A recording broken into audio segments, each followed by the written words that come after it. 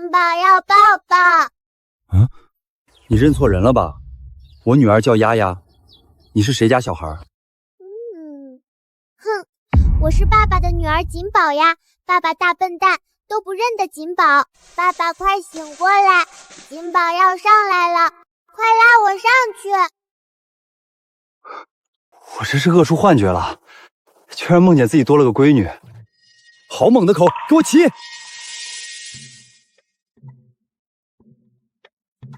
这锦鲤怎么有种熟悉的感觉？锦宝，爸爸，锦宝终于找到爸爸啦！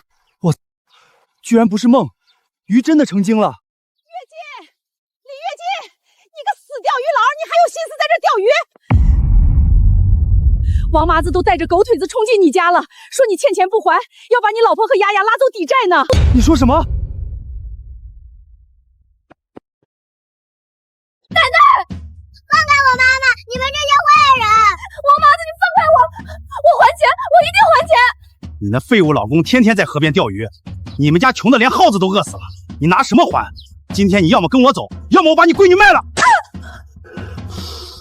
真白啊！老子今天先收点利息。放开他！李跃进，你少他妈给老子装横！欠债还钱，天经地义。当初可是你爸亲自按的手印儿，老头子死了，债可没消。不就是10块钱吗？我李跃进认。认有个屁用！拿钱来呀！给我3天时间，3天后连本带利，我1分不少的还你。但你要是再敢碰我老婆一下，我这铅坠下一次砸的就是你的蛋。行，老子就给你3天。3天后要是见不到钱，老子卖了你家。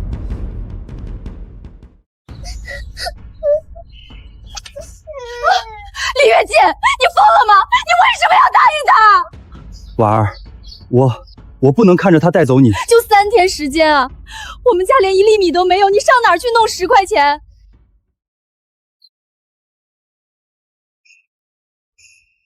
坏人，不许欺负妈妈！可惜只有爸爸能看到锦宝这个样子，不然锦宝一定咬死坏人。妈妈不哭，锦宝知道哪里能赚钱。臭爸爸，快来找锦宝！谁在说话？爸爸，丫丫不读书，丫丫去捡破烂换钱。爸爸，你别让坏人把妈妈抓走好不好？丫丫乖，爸爸不会让坏人带走妈妈的，爸爸有办法。办法？你有什么办法？你除了会拿着那根破竹竿去河边发呆，你还会干什么？是你在说话？当然是锦宝在说话啦！只要爸爸把河底的大宝贝抓上来，能卖好多好多钱呢。李跃进，你干什么？我去钓鱼。都什么时候了，你还要去钓鱼？李跃进，你要是今天敢踏出这个门，我们就离婚，我带着丫丫去死，也不拖累你这个大钓鱼佬。对不起，婉儿，这是我唯一的机会，但我不能和你明说。婉儿，相信我最后一次，这次我一定能钓到救命的东西。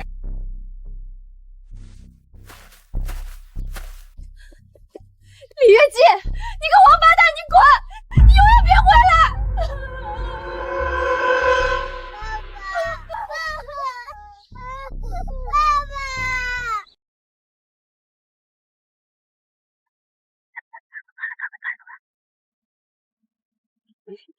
死钓鱼佬！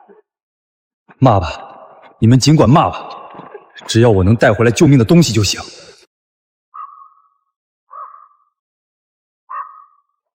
锦宝，爸爸全靠你了。你说的宝贝到底在哪儿？爸爸，快去那个大石头下面，那里面藏着一个大家伙。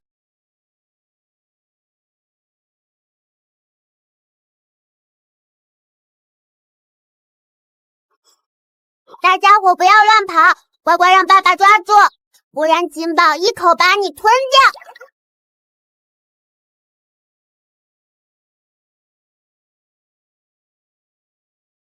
抓到了！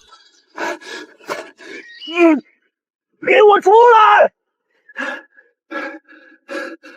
老鳖，是极品老鳖王，有救了！婉儿，咱们家有钱了！爸爸好棒！爸爸万岁！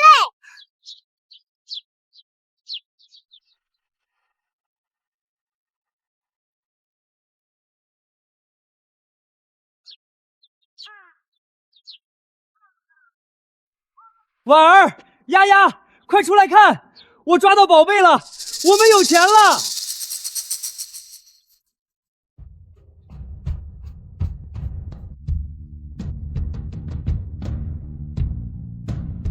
婉儿，丫丫，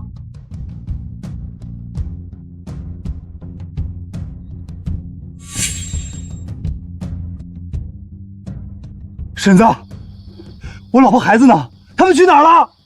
月金啊，你可算回来了。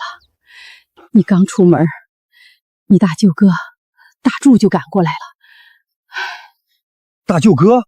哎，你大舅哥看婉儿哭得快断气了，说你这辈子就毁在鱼竿上了，是个没救的废人。他当场就把婉儿和丫丫接回娘家去了，还说让婉儿赶紧跟你把离婚证办了，省得在这儿被王麻子糟蹋。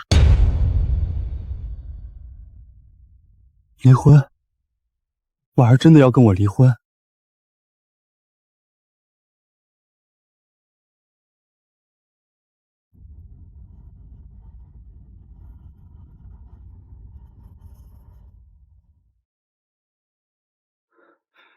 不行，我不能让婉儿走。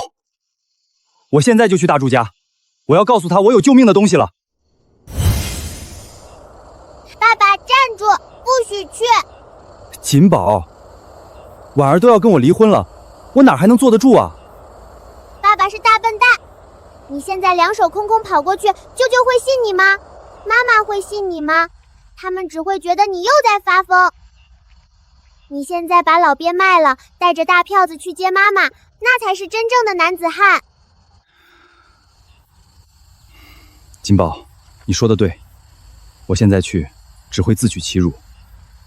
我要带着钱，堂堂正正的把他们接回来。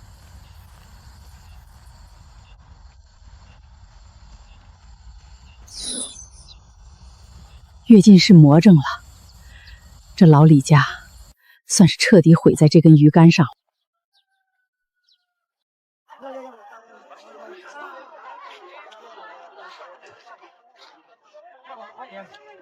这就是你找的货？这种成色的东西怎么送上省里的国宴桌？简直是胡闹！我再去那边看看。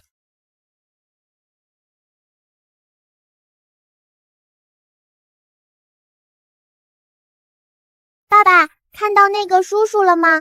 他非常有钱，快去把大家伙卖给他。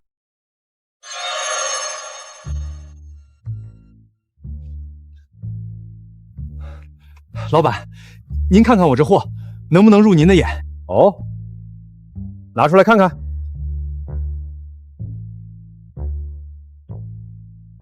这是极品老鳖王，起码30年以上的火候，好东西，真是宝贝啊！小兄弟，这东西我要了。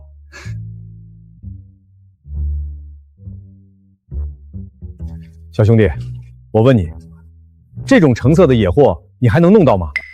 爸爸，告诉他，只要水里有的，咱们都能弄到，小意思啦。只要老板您要，多好的货我都能给您弄来。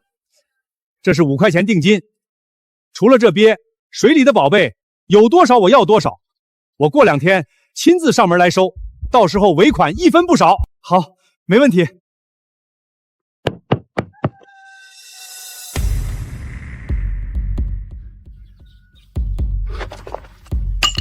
李跃进，你还有脸追到这儿来？大哥，你听我说，我赚到钱了，我是来接婉儿和丫丫回家的。赚钱？你拿什么赚钱？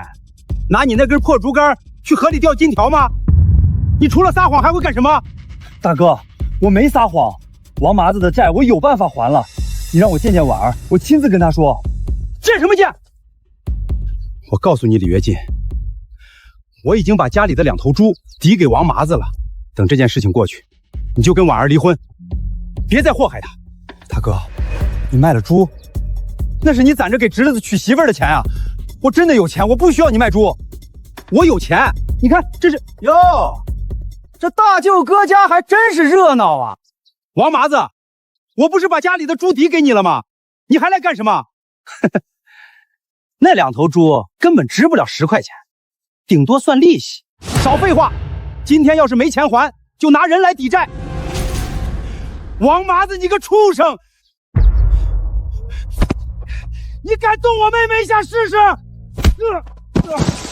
放开我！你们这群畜生！林大柱，你算什么东西？敢跟老子叫板？人，老子今天待定了。王麻子，不就是钱吗？老子给你就是了。睁开你的狗眼，看看这是什么？5块钱？你小子从哪儿拿的？不过5块钱可不够，你欠老子整整10块呢。剩下的2天后，老子一分不少的给你。行，我告诉你，2天后，要是剩下的钱还不上，休怪我不客气了。哦，2天后见啊，死钓鱼佬！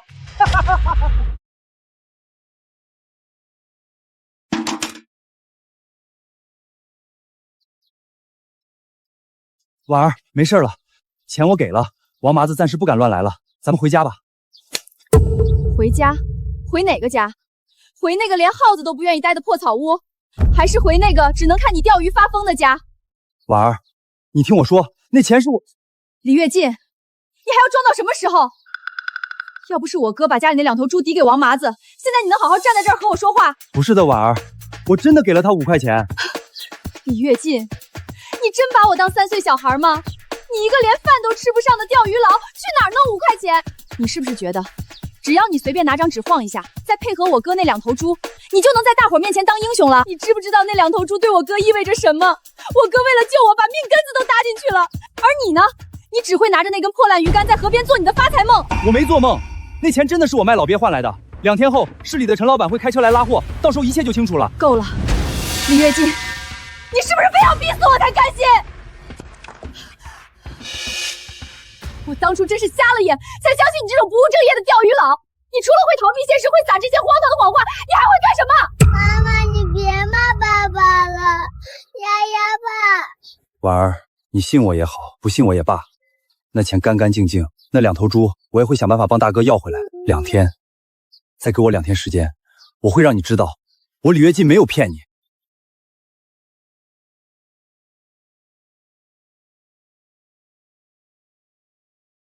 爸爸，你看，这里这片泥滩下面全是蟹，还有大河蚌，好多好多。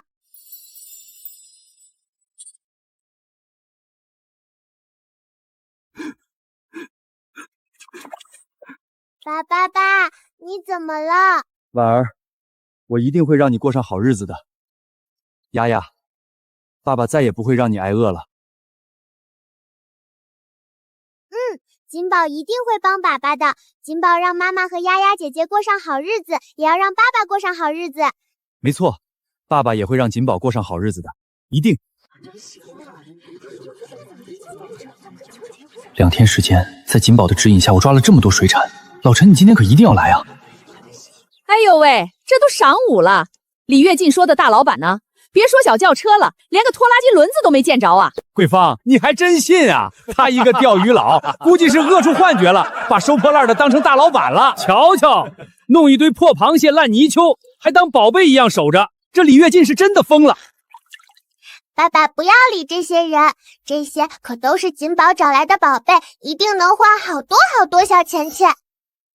不会真的不来了吧？我的希望可都在你身上了呀。李跃进，你还有什么好说的？你说的是李大老板呢？你不是要证明给我们看吗？现在全村人都在这儿，你准备让大家看笑话到什么时候？媳妇儿，再等等，可能路上耽搁了。别叫我媳妇儿！李跃进，我给过你机会了，原本只要你肯放下那根破鱼竿，踏踏实实去种地，我也愿意帮衬你。可是你还是死不悔改，你守着这些破烂玩意儿，宁愿编造这种荒唐的谎话，也不肯面对现实。你太让婉儿失望了。婉儿，王麻子马上就带人来收房子了，赶紧让他在离婚协议书上签字，跟我回家。月进，算我求求你了，你把这些破烂扔了吧。只要你答应我，以后再也不碰鱼竿，踏踏实实生产队干活种地，我不走，我还跟你过。如果我现在妥协，那这辈子就真的只能当个被人看不起的泥腿子了。锦宝的秘密保不住，婉儿和丫丫也过不上好日子。婉儿，对不起，我不能放下鱼竿，老陈一定会来的。这缸里的东西就是咱们全家的命。好，李跃进，你真是无可救药。李跃进，老子来收账了。2天时间到了，剩下的钱呢？拿不出来是吧？老子就知道你个骗子在吹牛逼。今天不仅你媳妇儿是老子的，你这破房子，这满院子的破铜烂铁，全他妈归老子了！给我砸！完了，跃进家算是彻底毁了。我看谁敢动！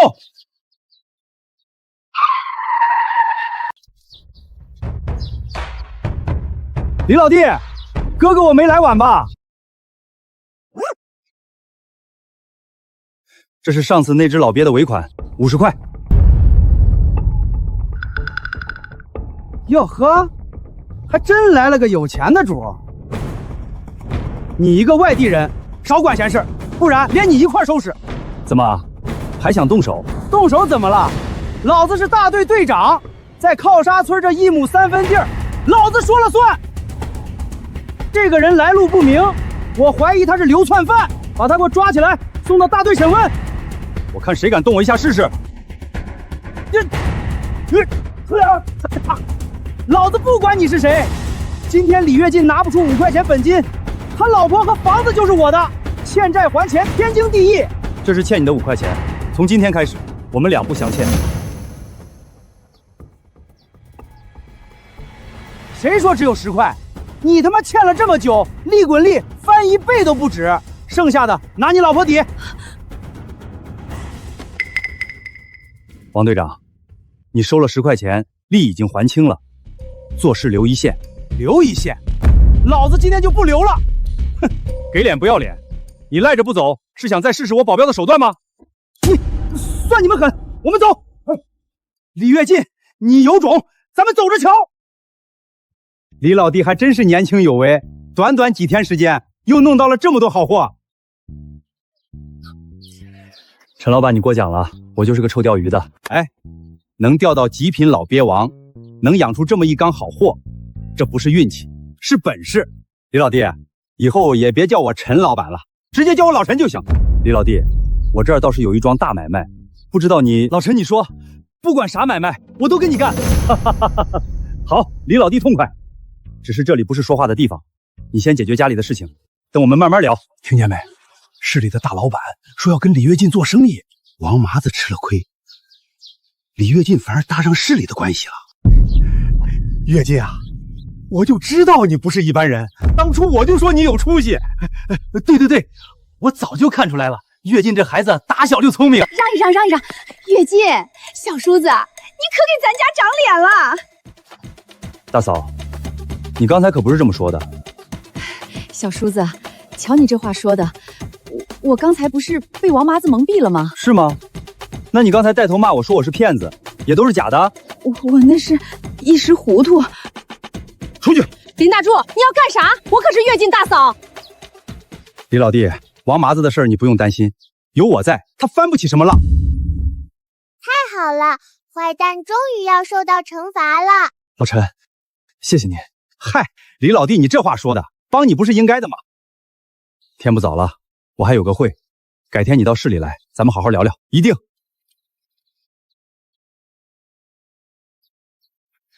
我说妹妹，你还愣着干啥？他真赚到钱了？不是做梦，李跃进真的赚到钱了。跃进，我错怪你了，是我不好，我不应该不信你。婉儿，不哭，不哭了。跃进，大哥对不住你，大哥糊涂，那是就怕你耽误了婉儿，说的话太难听了。大哥，你别这么说，我知道你把家里2头猪都抵给王麻子了，你为了婉儿，为了这个家，连准备给侄子娶媳妇儿的猪都拿出来了，我有什么资格说你？大哥，回家好好照顾侄儿。大哥，今天先不聊了，我等下去接丫丫，明天我送婉儿和丫丫回去。去吧去吧，不用担心我。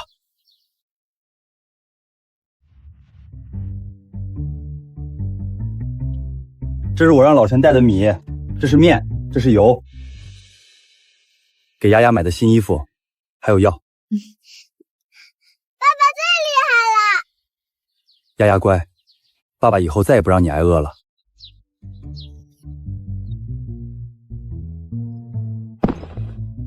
爸爸有了妈妈就不要金宝了吗？爸爸大坏蛋，都不爱金宝。傻丫头，你说的什么话？没有你就没有这个家，你是我们家的大功臣。真的吗？真的。那金宝要继续帮爸爸找大宝贝，让妈妈和丫丫姐姐过上好日子。李跃进，你在跟谁说话？没谁。你看，你看，慢点吃，慢点吃。好吃。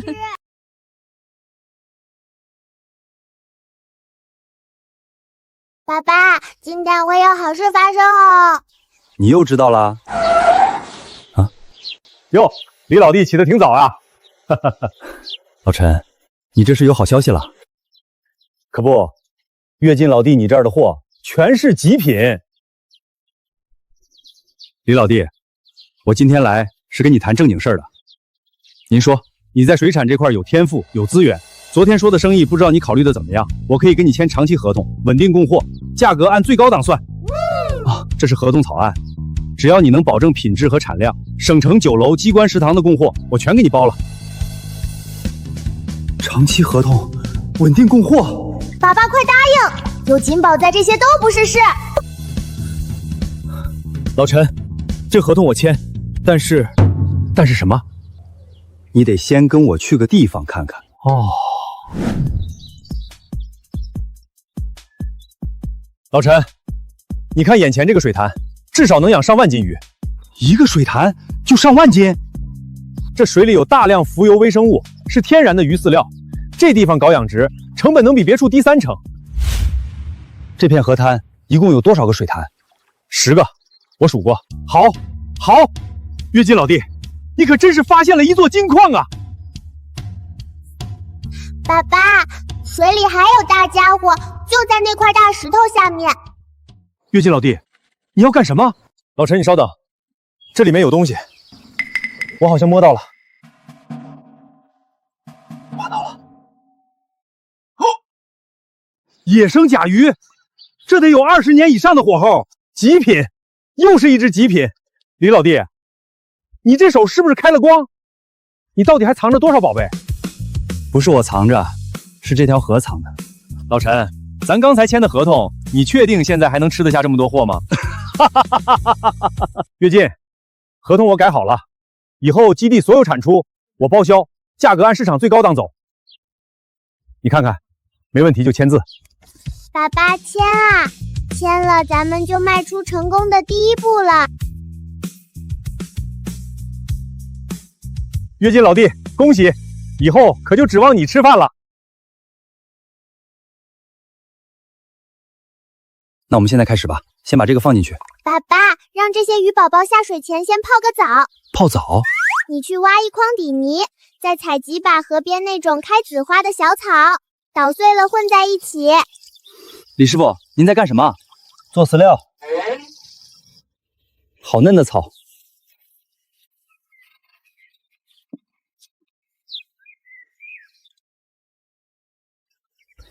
这是您自己配的方子，老辈人传下来的土办法。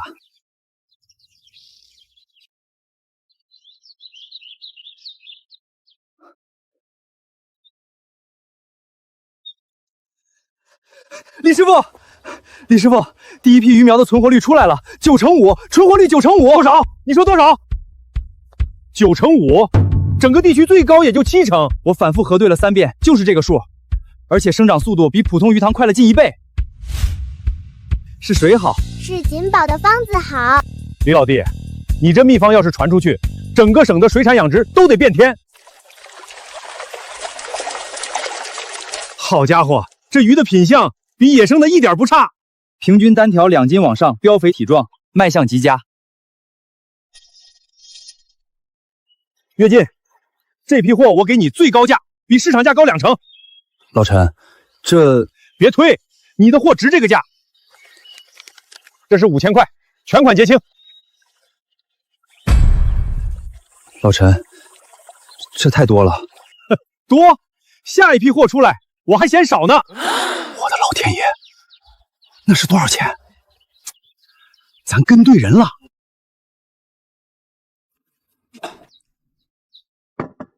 怎么了？出什么事儿了？跃进，这是第一批鱼出塘了，老陈给了最高价。咱们终于翻过来了，终于不用再看人脸色了。好了，没事了啊，没事了。跃进啊，嫂子来看你了。跃进，你看你哥也没事儿干，不如到你基地谋个差事。大嫂，招工前几天就结束了。咱们可是一家人。大嫂，王麻子上门那天，你骂我是骗子，你忘了吗？那不是误会吗？大嫂，别在这丢人了，出去。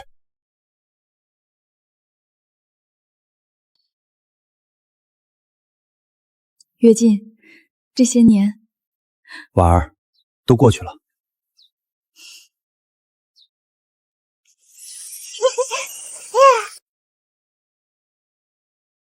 这只是开始。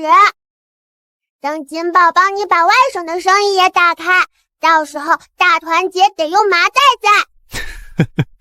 你在笑什么啊？没什么，就是觉得日子终于有盼头了。爸爸，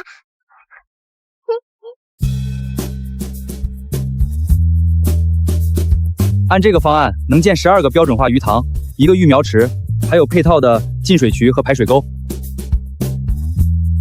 工期呢？工人3班倒，1个月能完工。那就干。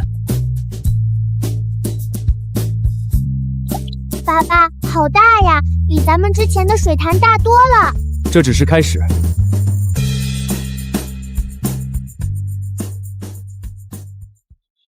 李师傅，外面来了一群人，说是从隔壁村来的，想跟您学养鱼。李师傅，俺们听说您的鱼养得好，想跟您学学。俺们村也有河滩，就是不会弄，您看能不能指点指点？行，跟我来。这些人和当初的我是多么相似。塘底要铺基肥，水质要定期测，鱼苗要选壮苗，密度不能太大。李师傅，您是真大方，这些东西别人都藏着掖着，您全教了。藏着掖着有什么意思？把产业做大了，大家都有饭吃。吃里扒外，情愿教外村人，都不教咱们。人家现在是李老板了，哪还看得上咱们这些穷乡亲？哼，我早就看透他了，有点钱就人五人六的，连亲戚都不认，就是白眼狼。谁说不是呢？当初要不是靠咱们村的地，他能养出鱼来。哼，等着瞧吧，我就不信他能一直顺风顺水，早晚有一天他会栽大跟头的。连亲戚都不认，白眼狼。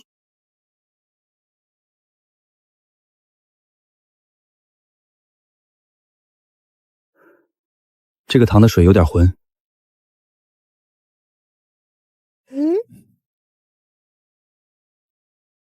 爸爸，这个糖的含氧量偏低了，底泥也要翻一下。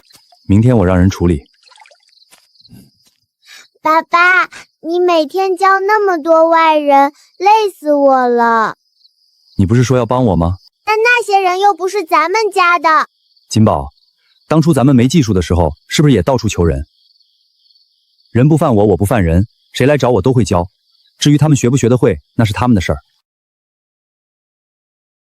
好吧，好吧，锦宝听爸爸的。下一个糖检测啦！哎呦，大哥，忙着呢。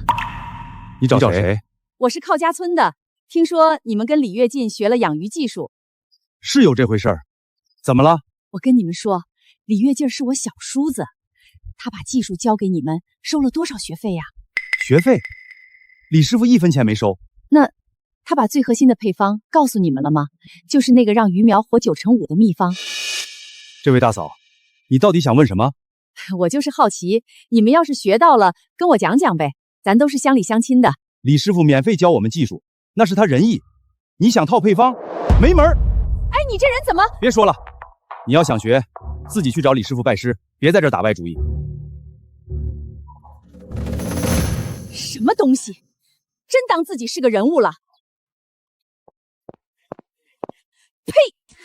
该死的李跃进，我一定要找机会把你扳倒。想要扳倒李跃进，为什么不找我合作？王麻子，你被李跃进整这么惨，现在还敢和他作对？他不过是一个臭钓鱼的，现在拽得跟258万似的，不报仇我不甘心。那你想怎么着？咱们明人不说暗话，李跃进那鱼塘的秘方值大钱，你难道不想知道？我刚去隔壁村套了半天，屁都没问到。直接问当然问不到，得动点真格的。你打算怎么弄？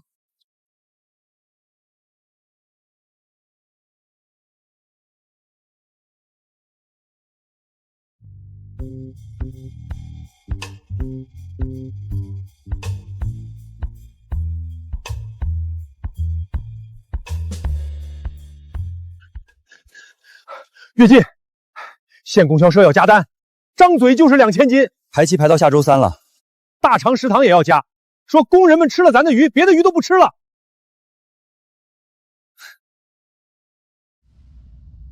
那就加人，再招20个。招，赶紧招！李厂长，临县来了辆车，说也要拉货。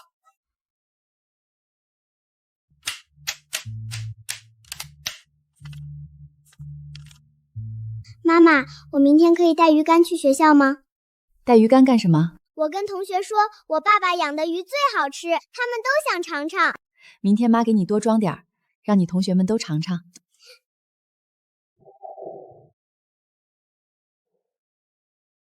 下面有请水产养殖示范基地负责人李跃进同志发言。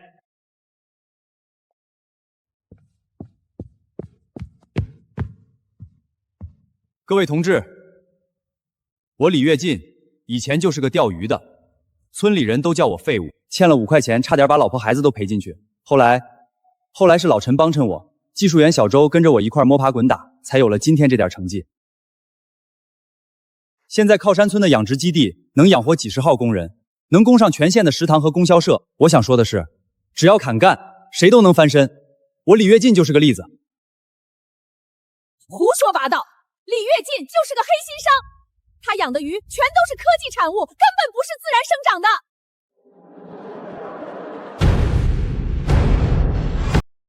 这是表彰大会，不是菜市场。保安，把人给我轰出去！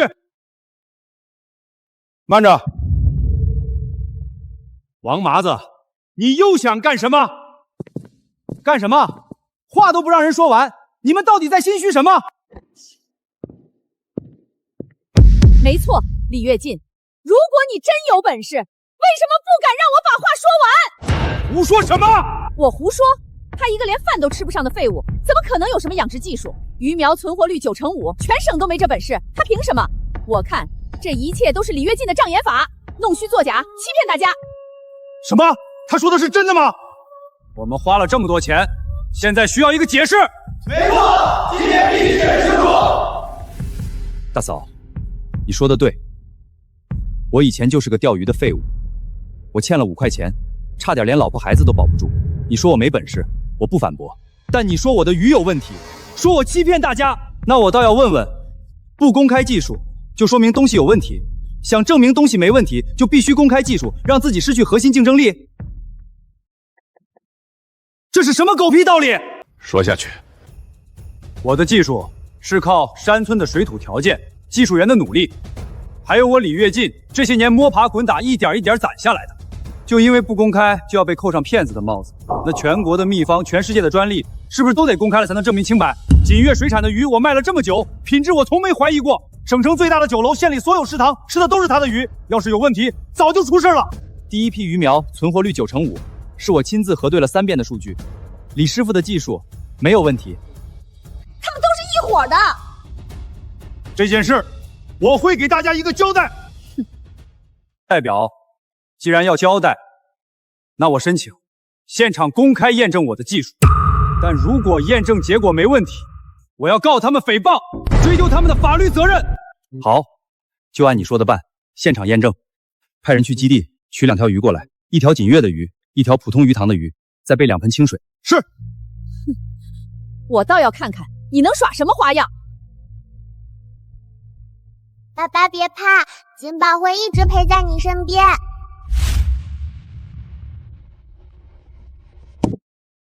李跃进同志，开始吧。李跃进，你的秘密马上就要公之于众了。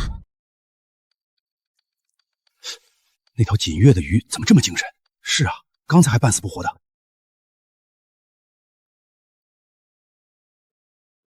代表，这种粉末是李师傅自研的微生物制剂，能激活鱼体内的消化酶，让鱼在运输后迅速恢复活力。但这种菌种只能活在靠山村特有的水土环境里，离了那条河，谁也复制不了。对，靠山村的水、泥、草缺一不可。就算我把配方公开，换了地方换了水，也养不活这种菌。所以我不公开技术，不是怕人学，是公开了也没用。这技术只有靠山村能用。这就是你说的科技产物，不是自然生长的鱼。他这是障眼法，我不信。不信？那好，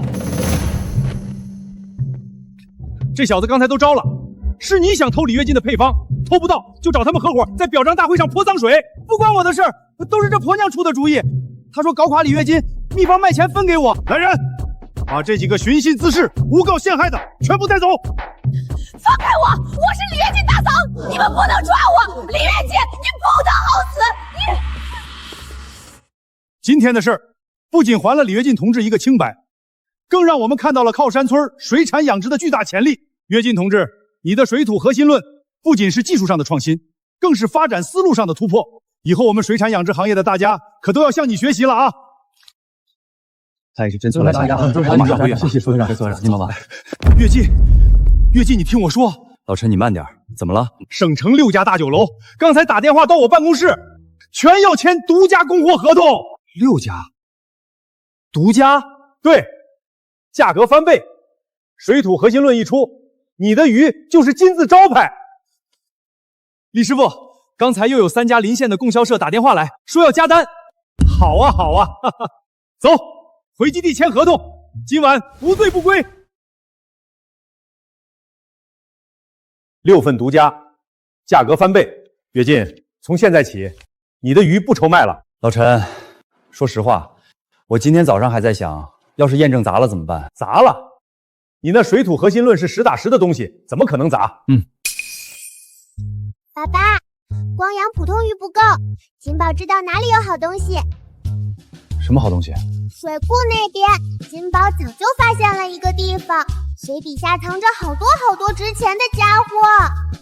值钱的家伙？比老爸还值钱。锦宝带爸爸去找。跃进，你干什么？老陈，你刚才说省城那些大酒楼最缺的是什么？高档货，真正稀罕的，能上国宴的那种。那咱们就给他们搞点真正的稀罕货。你又在打什么主意？我的目标需要扩大。爸爸，再往前一点，就在那个山崖下面。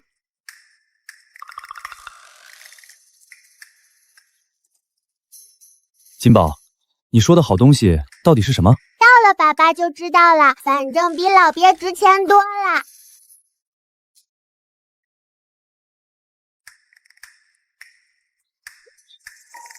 爸爸，下面好多好多桂鱼，这么大一条。野生桂鱼，你确定？而且都是最贵的那种，身上有花纹的。有多少？锦宝数不过来，反正好多好多，好大一群。金宝，你能引几条上来吗？当然能，看锦宝的。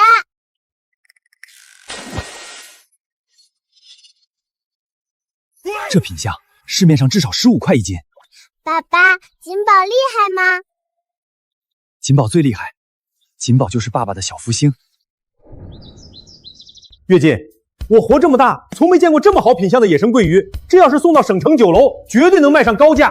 老陈，光靠打捞可不行，这野生桂鱼要是乱捕，用不了多久就没了，咱们得长久做下去。你这话啥意思？难不成你想……对，我想承包整个水库，长期承包，既能合理保护水里的桂鱼，又能规模化养殖。咱们把这野生桂鱼做成第2个金字招牌。承包水库，那可是个大事儿，承包费肯定不少，而且手续也麻烦。你想好了？我想好了，只要能拿下水库，咱们以后就不愁没有高档货供应了。好，你敢干，我就敢陪你闯。承包水库这事儿，我跟你一起办，咱们越快越好。哈哈哈哈哈哈哈！好啊，这批货一上市，省城那些大酒楼非得抢破头不可。跃进，这批桂鱼要是按15块1斤算，进账得翻3倍。爸爸，这只是第一批，水里还有好多呢。把那个山崖下面最深的那段给我标出来。桂鱼是吧？排期到下个月了。对，先打定金，排队等货。喂，省城国宾酒餐，桂鱼100斤，排到下个月。陈总，今天又来8家催货的，仓库早空了。跃进在哪儿？李厂长又去水库了。爸爸，鲑鱼宝宝们说他们快供不上了。我知道，省城那边天天催，老陈嘴上都起泡了。水库旁边那片荒地，金宝看过那里的水也是活的，底泥比这边还肥。对啊，水库周边的300亩荒地可以建2级养殖塘。你真是爸的小福星。跃进，省城报社的记者专门来拍咱们的新基地。这片鱼塘比我见过的所有农场都大。这是桂鱼2级养殖塘，上面那个大水库是1级保种区。李厂长，听说您的桂鱼现在市面上供不应求，第一批已经出完，这批扩产之后产量能翻5倍。各位观众，我身后就是全省最大的桂鱼养殖基地——靠山村水产养殖示范基地的创始人李跃进，凭一己之力将桂鱼从野生资源变成了规模化养殖商品，这在全国都是首例。跃进，新闻播了。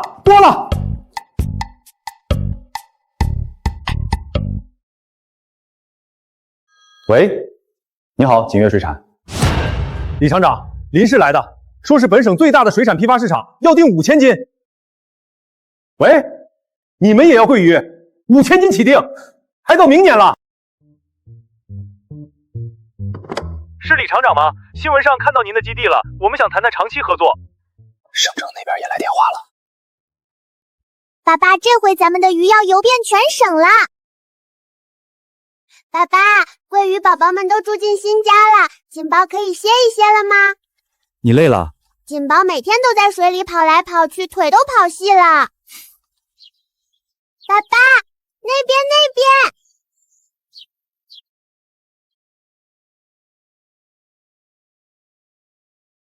看，好大一个。这河蚌。还有这个比锦宝的拳头还大。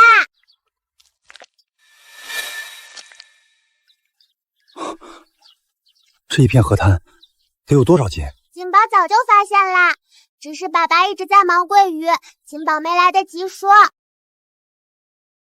这么多的河蚌和田螺，如果不能尽快销售出去，那就全浪费了。锦宝，是不是快过年了？过年是什么？好吃吗？过年就是家家户户都要备年货，咱们就可以把这些河蚌和田螺做成河鲜礼盒，这样绝对卖爆。礼盒，锦宝也要一个。第一批500盒全被县里公司订了，第2批1000盒，省城那边2天抢光。跃进，啊，河鲜礼盒的利润是活鱼的5倍。李老弟，你到底有多少本事？喂，锦悦水产，礼盒卖完了，年后再什么？你说什么？5车活鱼死了3成。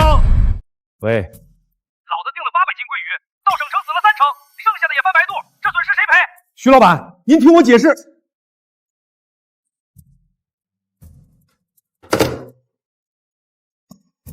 第3个了。喂，李老板是吧？我订了10箱活鱼，鱼到省城全死光了，你是不是拿病鱼糊弄我们？张老板，鱼出塘的时候你亲自验的货，条条活蹦乱跳。那为什么运到就死了？运输途中出了什么问题？我查清楚给你答复。查？等你查清楚，老子生意全黄了！完了完了，这口碑一砸，礼盒的生意也得黄。运输，是运输的问题。水箱里加冰块了没？加了，按您说的比例加的。明明温度都是对的，可为什么长途运输就出问题？爸爸，水里有小坏蛋，就是他们把鱼宝宝咬生病了，路越远，小坏蛋越多。金宝，你有办法？锦宝当然有，锦宝可以让好菌菌去打架，把小坏蛋全吃掉。菌液？你上次净化鱼塘用的那种？对呀，鱼宝宝喝了菌菌水，坐再远的车也不怕。小周，给我弄几个大桶，还有红糖，快去！好嘞。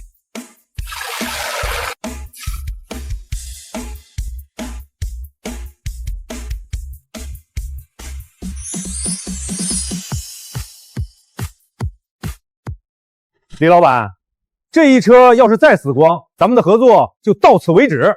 开箱。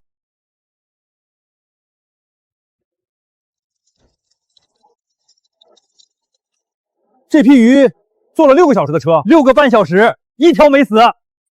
李老板，你是怎么做到的？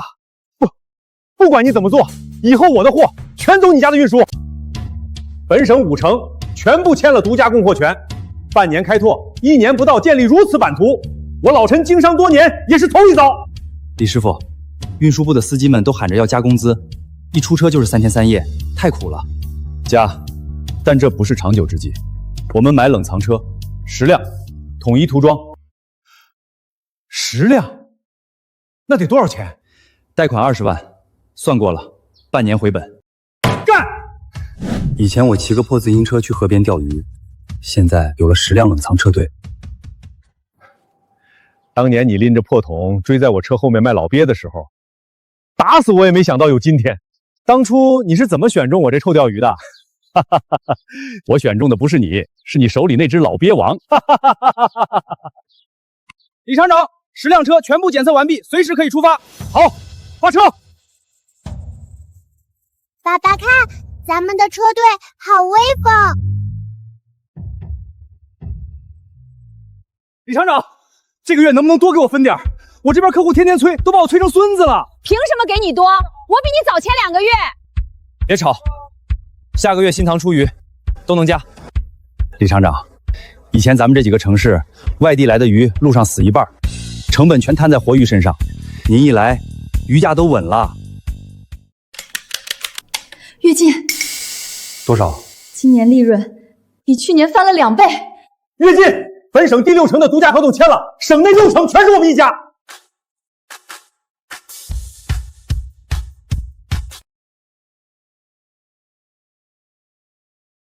张大强，李厂长，这赵铁柱，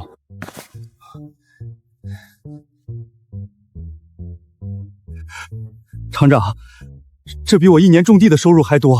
今年大家辛苦了，明年产量还要翻，奖金还得涨。明年打鱼，我第一个上。今年年货全用咱们的河鲜礼盒，我媳妇高兴坏了。来年咱还跟着李厂长。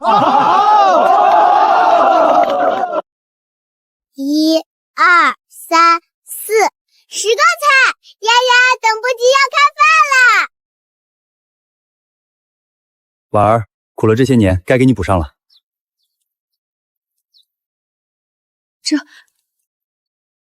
妈好漂亮啊！爸爸，丫丫也有礼物吗？哇，新书包！还有童话书。锦宝，没有你，我李跃进现在还是个被人戳脊梁骨的钓鱼佬。这个家早散了，婉儿走了，丫丫连药都吃不上。爸爸，我们永远是一家人。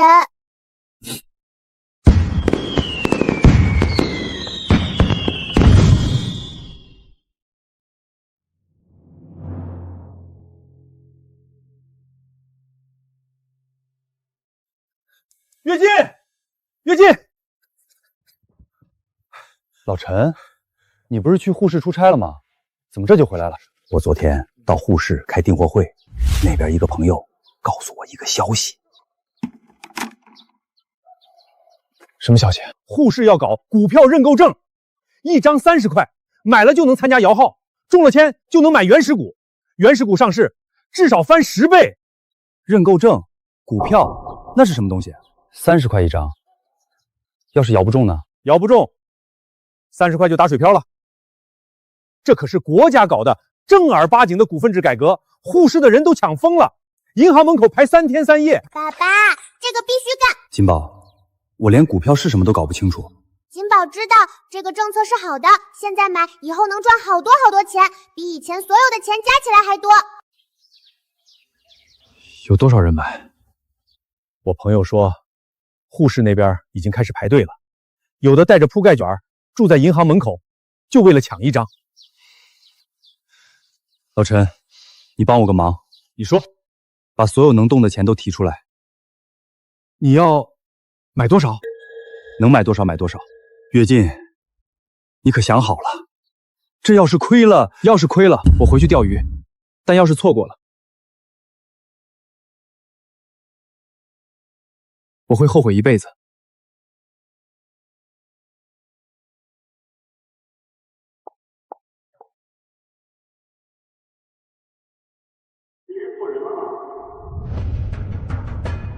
侬看看，乡务人也来了，钞票多得没地方去了。喂，乡务朋友，侬晓得搿是什么东西伐？不要买了回去哭。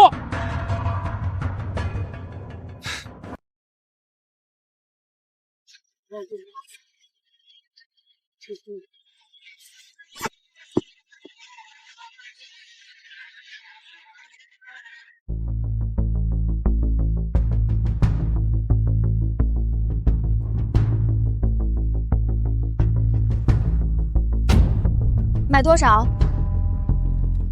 ？1张30块，1200张。你确定？这可是1200张，不是120。确定。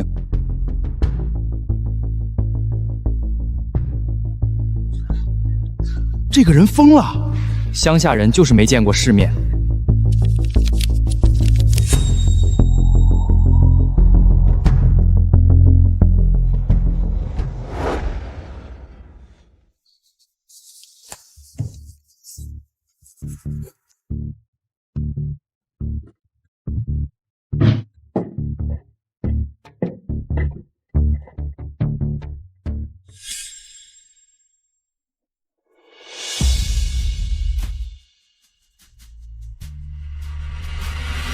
成了，真的成了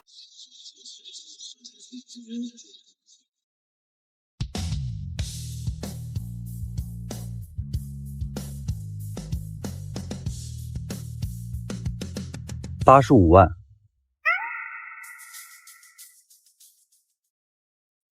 这不是梦。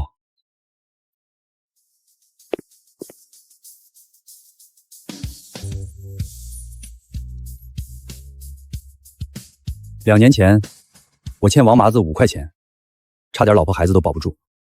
而现在我有85万。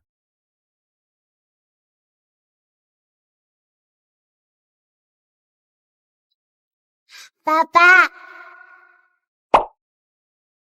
爸爸别发呆了。金宝，你说我是不是在做梦？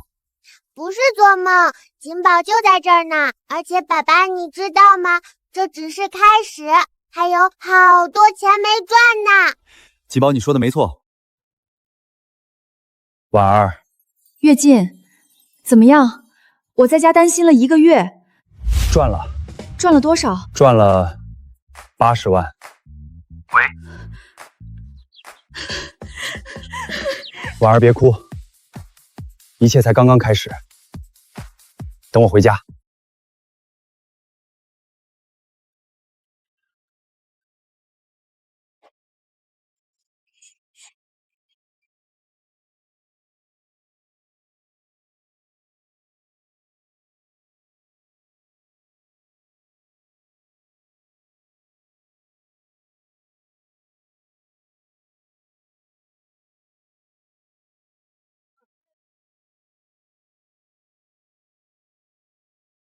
岳剑，你把护士赚的钱全投进去了，大部分。为什么不继续炒股？老陈说那东西来钱快。炒股是赚钱，但实业才是根。股票涨了跌了就是一张纸，但冷库在那里，饲料厂在那里，车队在那里，这些东西跑不了，鱼塘也跑不了。岳剑，你变了。变好了还是变坏了？变好了，比以前稳当多了。我不是变了，只是知道了自己的责任。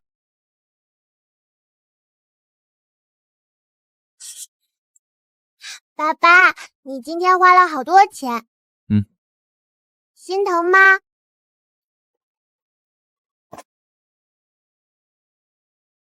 不心疼，这些钱放在银行里不会下崽儿，但变成冷库、饲料厂、车队，他们会下崽儿。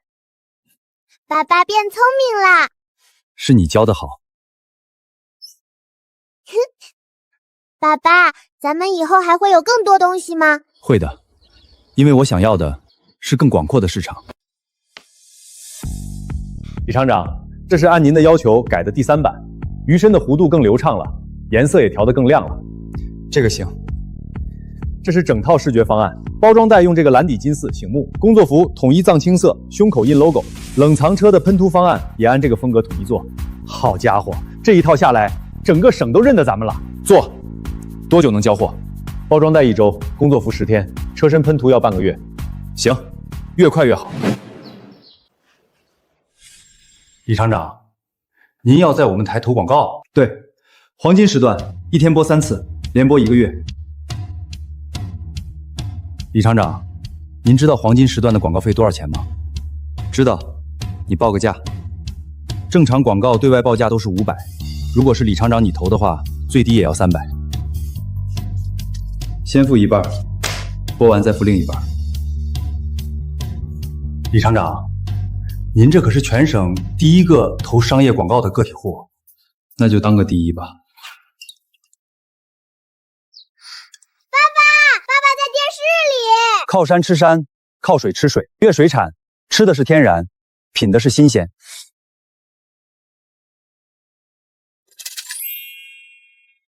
这是咱们的广告。爸爸上电视了，爸爸最厉害了。岳进，咱们真的不一样了。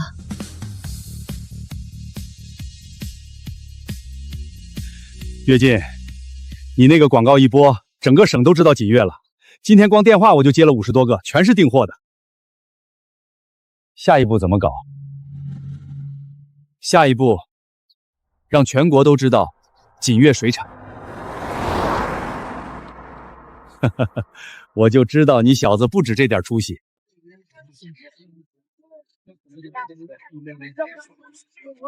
李厂长，俺是隔壁县的，听说您这儿招工，俺连夜走了30里路来的。岳进，今天又来80多个，周边几个县的年轻人都往咱们这儿跑。李厂长，俺会开拖拉机，您的车队还缺人不？都别急，一个一个来，登了记的都有机会。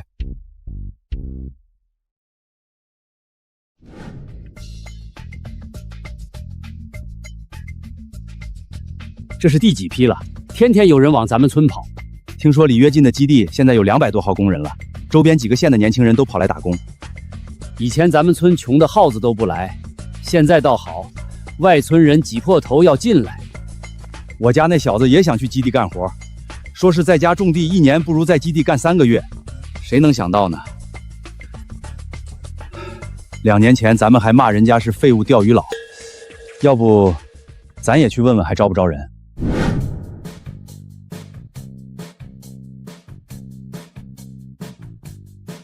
进度怎么样？按这个速度，下个月能再投产10个塘，就是人手还是不够，再招。只要能干活、肯吃苦，全收。李师傅，咱们现在已经是全县最大的用工户了，还不够。我要让靠山村的人不用背井离乡也能吃饱饭。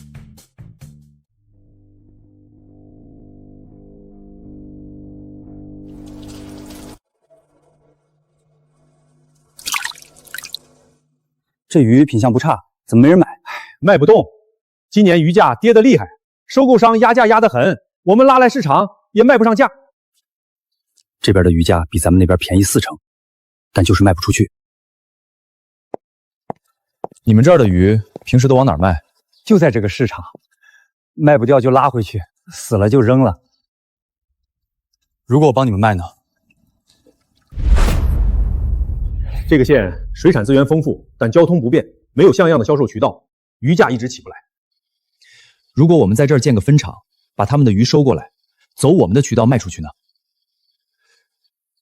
你是说帮他们卖鱼？对，他们负责养，我们负责卖，渠道是我们的，利润我们拿大头。可这不是帮竞争对手壮大吗？他们不是竞争对手，他们的鱼卖不出去，我们的鱼供不应求，市场这么大，一个人吃不下。跃进，你这脑子是怎么长的？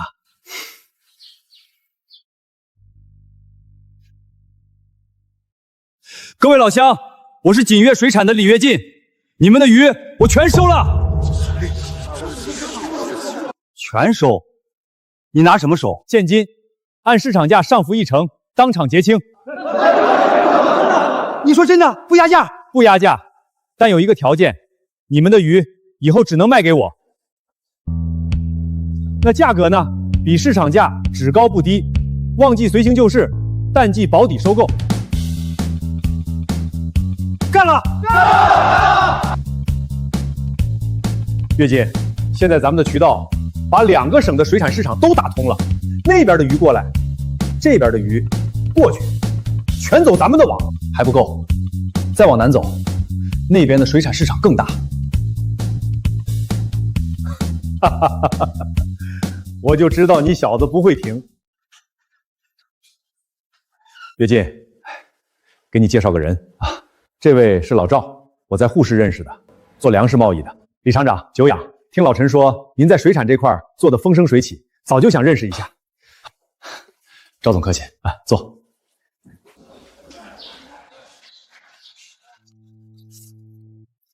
李厂长，我今天来是想跟您聊聊一个比水产来钱更快的东西。期货？对，农产品期货，玉米、大豆、豆粕这些大宗商品的价格每天都在变动，看准了方向，一天能赚1个月的钱。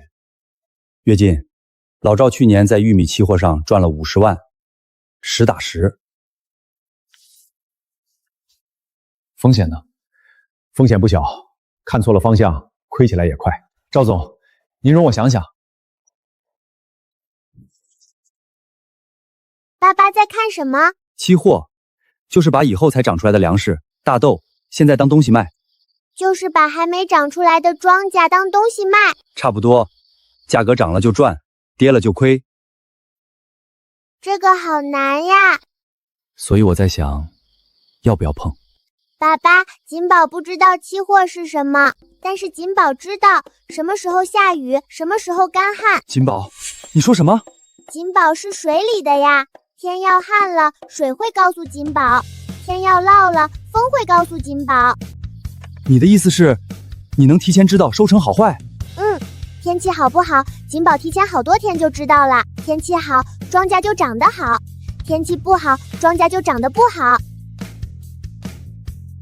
锦宝，你真是爸爸的小福星。这是玉米的主力合约，最近天气干旱，市场都在炒减产预期，价格已经涨了一波。爸爸，这边出来的风告诉锦宝，后面还要旱，而且会旱好久好久。还要旱？什么？老赵，如果干旱持续，玉米会涨到什么程度？至少再涨3成，但如果旱情缓解，就会跌回来。帮我开个户，先放10万。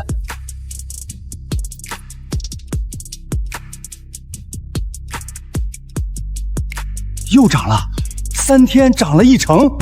跃进，你怎么判断的？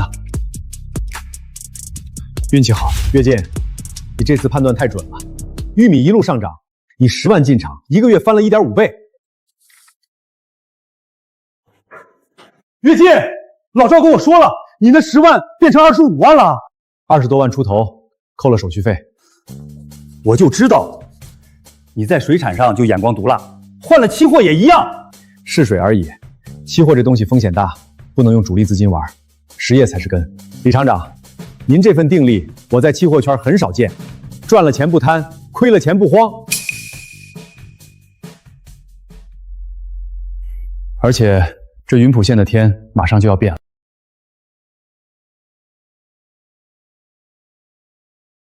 跃进，你带我来这儿干什么？这鸟不拉屎的地方。老陈，你看那边。看什么？县城再往这边扩，那边的路已经在修了，再往东推2公里就是这片地。你是说这地方以后能值钱？不是以后，是很快就会。县城人口在涨，老城区住不下了。你看那边的工地，全是新盖的房子，房子盖到哪儿，地价就涨到哪儿。可这地方连条像样的路都没有，等路修过来，就不是这个价了。跃进，听说你把城郊那片荒地买下来了？对，那地方鬼都不去，连条路都没有，你买它干啥？钱多了没处花。跃进啊，你现在是有钱了，但也不能这么糟蹋呀。那片地种庄稼都不长。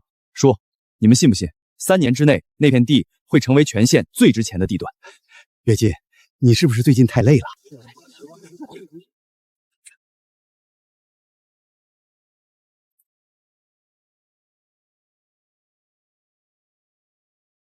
爸爸，这里变得好漂亮呀！以前都是野草，现在全是路。跃进，刚才有人出价了，翻了5倍，想买你手里1半的地。不卖。5倍？你还不卖？等楼盖好了再说。我要的可不是眼前这点利益。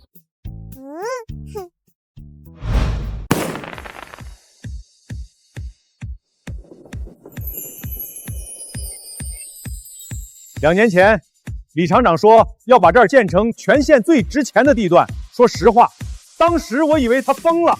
现在地价翻了10倍，他拿着地建了全县第1座商业综合体，商场、酒店、办公楼全有了。我跟了李厂长3年，从鱼塘干到商业地产。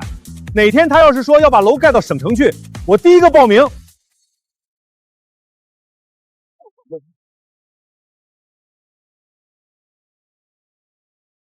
2年前，这里荒的连条路都没有。有人劝我，跃进啊，那地方鬼都不去，你买它干啥？钱多了没处花。但我知道，这地方会变，县城的房子越盖越多，人越来越多，人来了，就得有地方买东西，有地方住，所以我不卖地。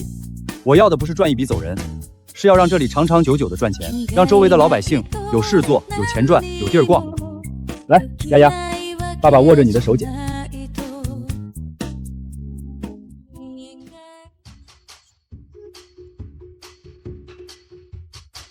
商铺全部租出去了，租金超过了咱们预期4成。酒店那边年前预定全满。爸爸，糖，好多糖，有巧克力，还有棒棒糖。爸爸，买嘛？买，今天爸爸包场。6幢楼，360户，你真打算全卖掉？全卖，1户不留。跃进，这可是咱们盖的第1批住宅，以前咱们只做商业地产，住宅能行？老陈，你看老城区那些平房，看见了，咋了？住在那儿的人想不想搬进新楼房？想。想不想有独立的厨房、卫生间？想。想不想孩子有自己的房间？想。那你现在觉得360户够吗？不够不够，金宝刚才在外面数，好多人来问。3楼的东边后还有没有？我今天就要定。不好意思，昨天就没了。您看5楼的行吗？5楼视野更好。5楼也行，现在就签合同，别让别人抢了。这个厨房好，正正方方的。老头子，咱们那个平房，厨房黑的，白天都得开灯。还有厕所在屋里头，你腿不好，再也不用跑院子外面上茅房了。老头子，咱活了大半辈子，还没住过有厕所的屋子。同志，我们要这个2室1厅。3楼5套，4楼。李总，11点之前已经签了80多套。跃进，一栋全部。卖完了。二栋，给我留2楼。东东，我先来的，我要4栋5楼。哎呀，啥时候自动阳忙啊？这就卖完了？跃进，你猜咱们现在有多少身价？1个亿！10年前你拿着条破鱼竿蹲在河滩上，连10块钱都拿不出来。10年后，你坐在全县最高的楼里，身家破亿。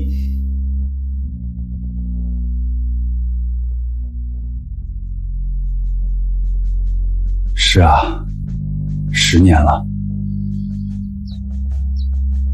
跃进，丫丫烧得厉害，得去卫生所。家里1分钱都没了。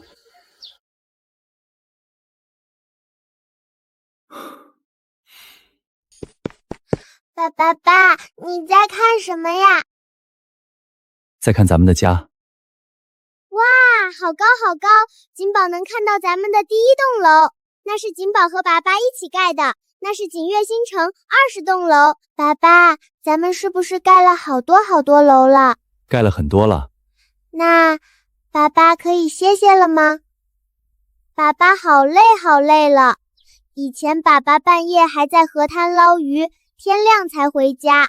现在爸天天盖楼，锦宝都好久没和爸一起吃早饭了。锦宝想回河滩吗？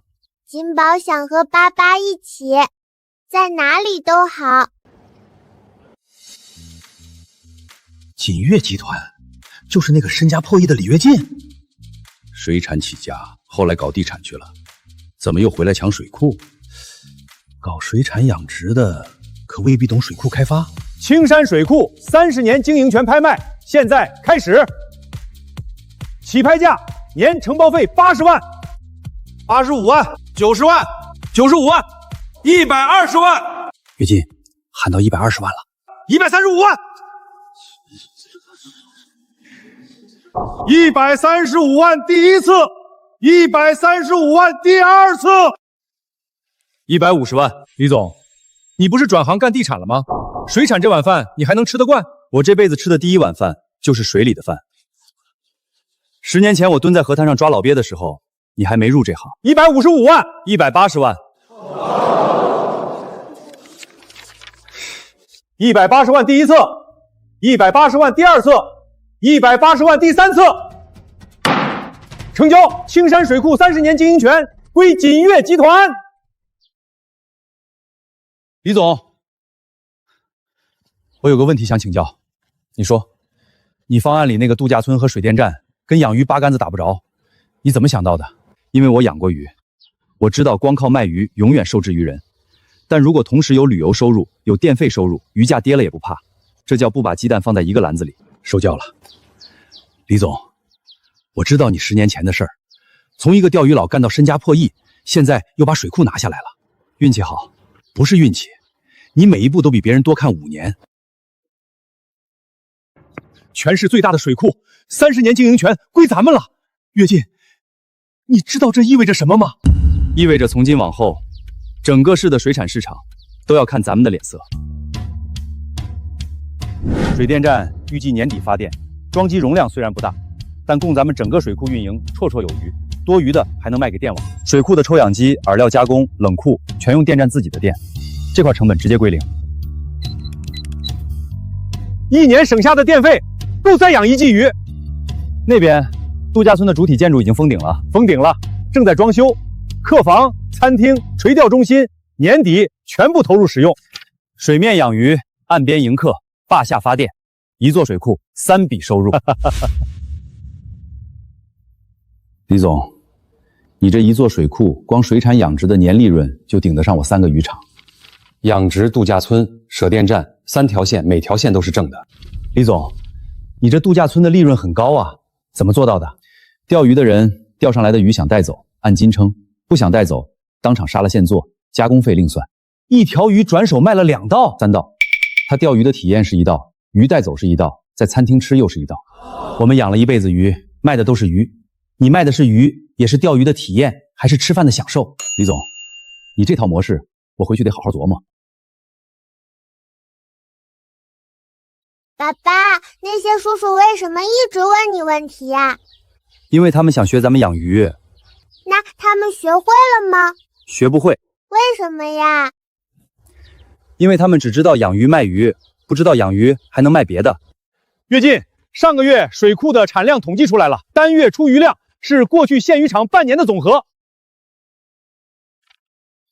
问题是，产量翻了几倍，光靠原来那几个批发商吃不下这么多货。老陈，你还记不记得咱们在基地开的那个小食堂？记得，那时候基地工人多，在外面吃又贵又不卫生，你就请了个厨子，用咱们自己的鱼给工人做饭。后来旁边厂子的工人也跑来吃。对，后来干脆开了个对外窗口，天天排队。水库一年能出多少鱼，你心里有数。光靠批发，价格被别人掐着。但要是咱们自己开饭店，鱼直接从水库进后厨，中间的差价全是咱们的。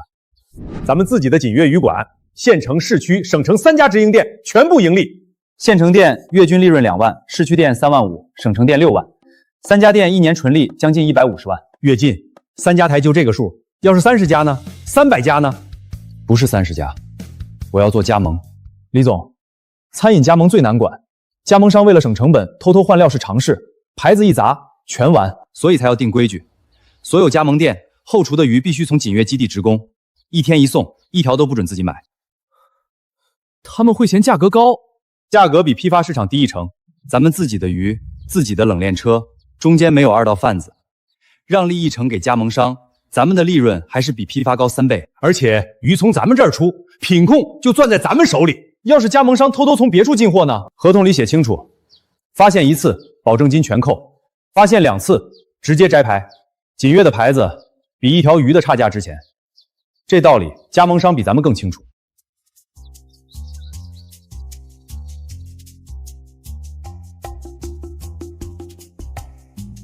锦悦鱼馆滨江路店、锦悦鱼馆己放路店、锦悦鱼馆人民广场店。跃进，这车里的鱼每家店分得清清楚楚。李总规定，配送路线按加盟店的位置分片。我这车负责市区东片，11家店，每家店每天的用量精确到斤。省内50家店，5条配送线，每天凌晨4点半发车，早上8点以前，所有店的鱼都是活的。50家店，每天消耗的鱼5000斤。水库1年的产量，光这50家店就吃掉大半，剩下的批发给老客户。自己养鱼自己卖，养鱼的利润、运输的利润、饭店的利润，全攥在自己手里。第50家，半年50家店，每家店的后厨用的全是咱们的鱼，加盟费、保证金、每天的鱼款，3条现金流入。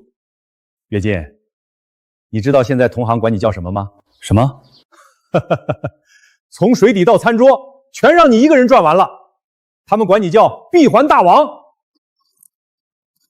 我只是嫌中间商赚差价太狠。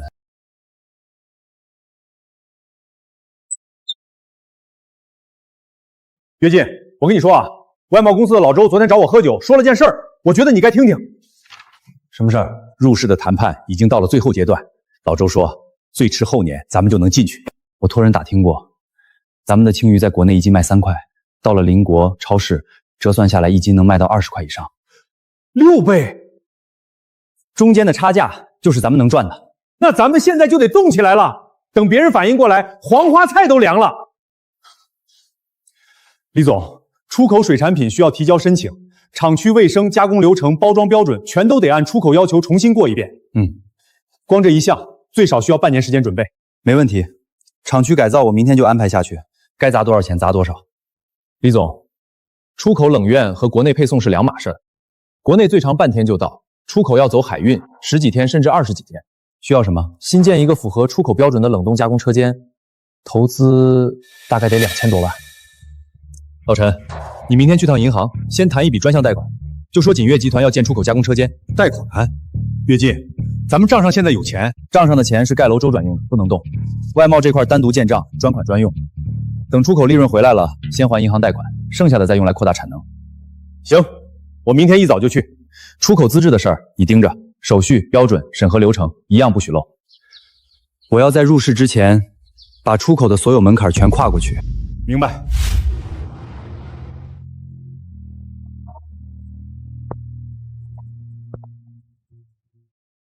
李总，这批设备是从德国订的，比国内贵了3成，贵3成也值。您去过这家厂子？没去过，但出口要走长途海运，设备上面不能省。跃进，这笔预算是咱们今年最大的一笔单笔投入，万一入市的事拖个2、3年，老陈，入市一定成。你怎么这么确定？谈判已经谈了10几年了，到了现在这个阶段，各方都耗不起了。等别人看到机会的时候，咱们的货柜已经装船离港了。一致通过，同意中国加入世界贸易组织。成了，真的成了！李总，咱们等了2年，熬了2年，就为了这一天。不是这一天，是从这一天开始，咱们的货可以出海了。出口资质的最终审批什么时候能下来？材料早就递上去了，就等着入市后走最后一道流程，按正常进度，半个月内。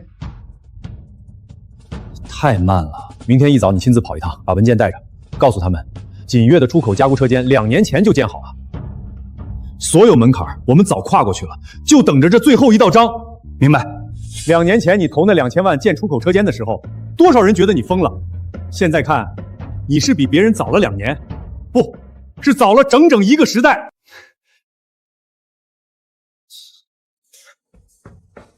跃进，跃进，批文下来了。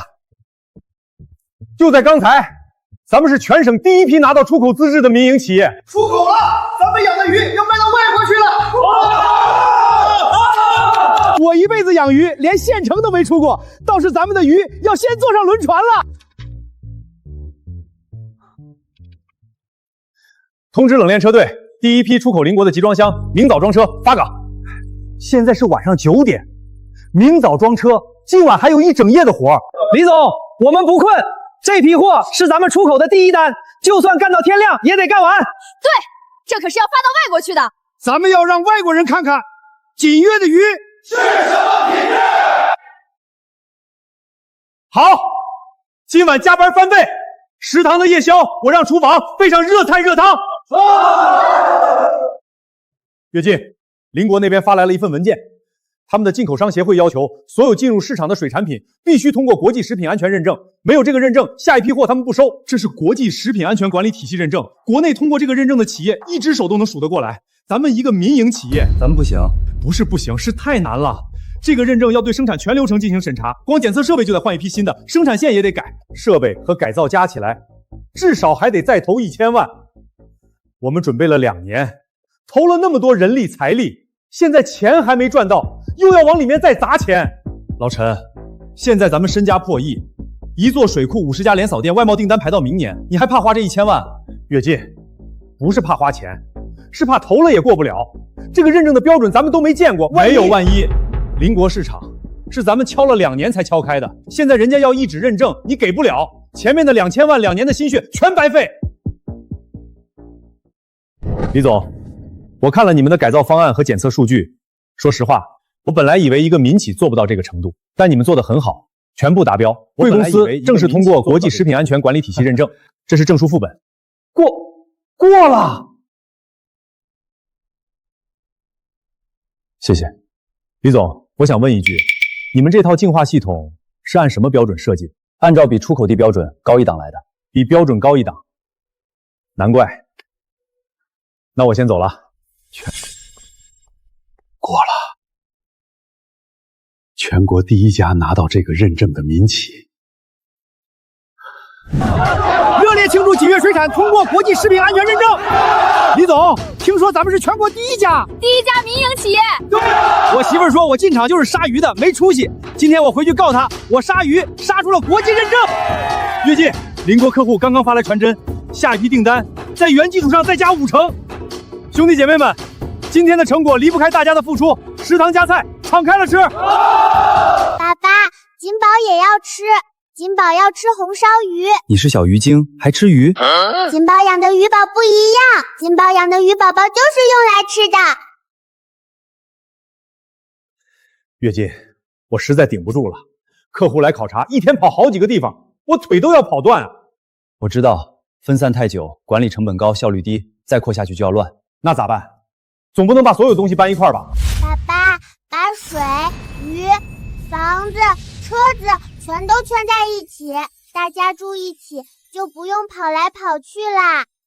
对，整合，全产业链整合，就是这儿。成交500亩预留地一直没动，现在派上用场了。500亩，全建产业园，这得投多少钱？资金链会崩断的。建锦悦全产业链产业园，从鱼苗到餐桌，从研发到出口，一扇大门全部看完。跃进，你可想清楚，现在外贸、餐饮、地产都在烧钱，再砸这么一大笔，现在不整合，等规模再大1倍，管理成本能把利润吃光。这事儿必须干，而且要马上干。爸爸加油，景宝帮你看最好的位置。李总这步子迈太大了，500亩产业园听着吓人，万一资金跟不上，全完了。人都说知足常乐，搞这么大场面没必要吧？我劝了，他不听，铁了心要建。我知道你们担心风险，但锦悦要走得远，不能一直当小作坊。产业园建成对各位都有好处。听李总的。爸爸，这里水好土好，这边养鱼，那边盖房子，中间修大路，这里挖水池，锦宝喜欢这里。好，都听锦宝的，等产业园建成，锦悦就真正不一样了。爸爸最厉害，锦宝一直陪着爸爸。跃进，大消息！国家全面放开住房商业化，单位分房彻底成为历史了。我等这一天很久了。啥意思？你又有想法了？现在县城、市区、省城多少人住平房、筒子楼？刚需井喷，谁先盖房谁占市场。你要改行搞地产？那咱们刚建的产业园咋办？不是改行，咱们全都要。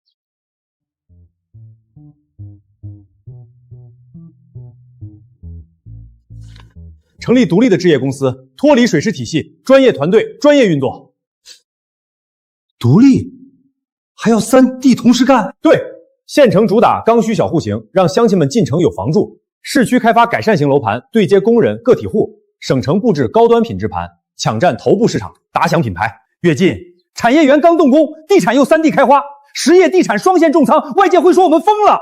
李总，现在资金本来就紧张，再拿地，万一市场波动。爸爸，东边的地好，南边的地以后会修大路。之前西边的地不要，有水坑不好。我已经看好地块，全部是核心潜力地段，没有任何隐患。李总，你怎么确定？我自有判断。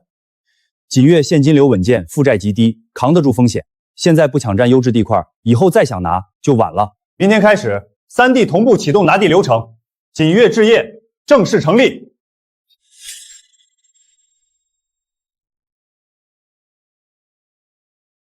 那边是什么？李总，那是县医药公司的老厂区，效益不好，连年亏损，听说快关门了。请问您是李总吗？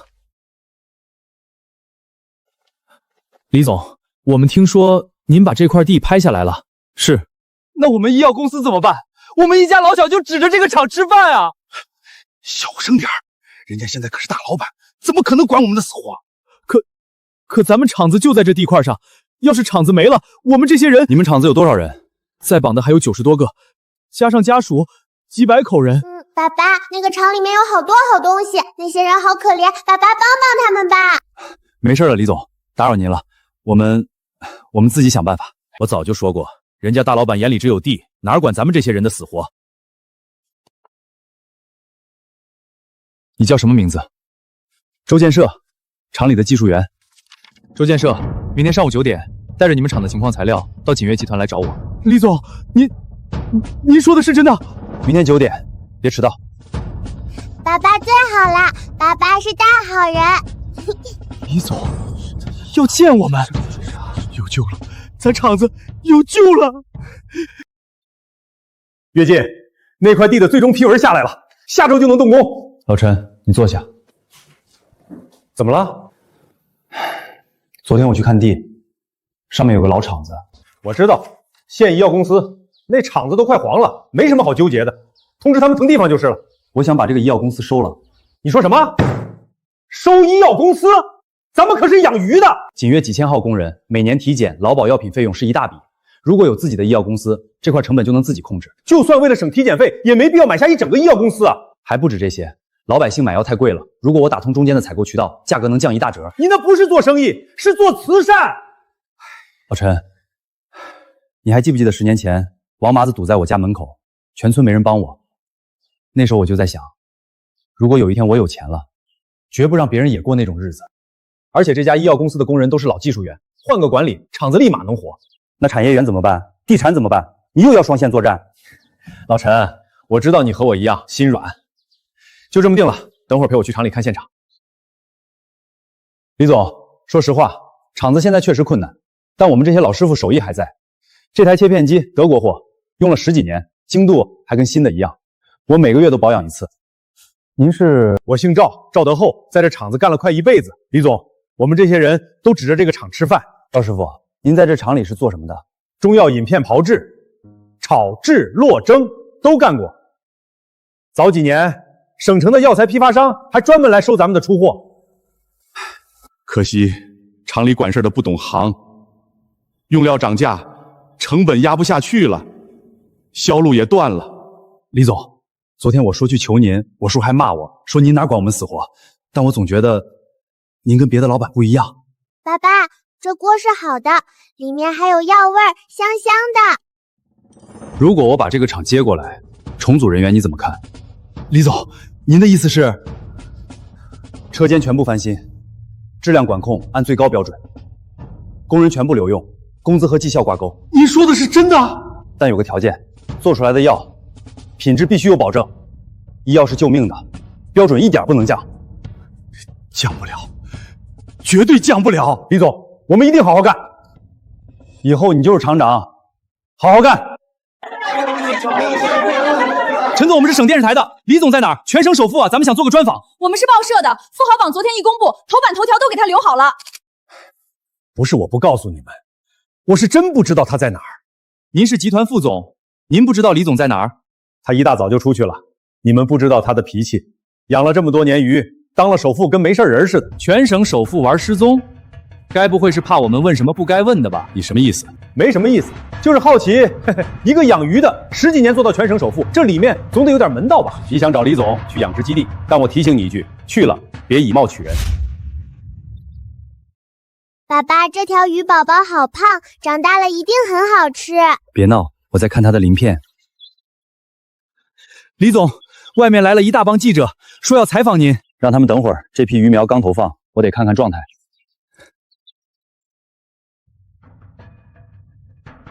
你们李总呢？那边蹲着看鱼的就是。